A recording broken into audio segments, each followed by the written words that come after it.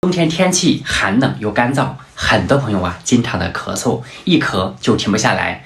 白天咳影响生活，晚上咳影响睡眠，有的呢甚至能持续咳上一整个冬天。瓶瓶罐罐的药吃了一大堆，还是反反复复的一直不讲好，很折磨人。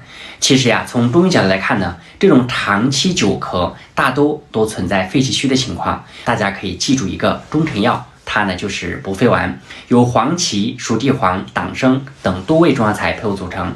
它呢直接以补肺命名，能够补肺益气、止咳平喘，适用于肺气虚导致的气短喘咳、咳声低弱、干咳、痰黏紧情况。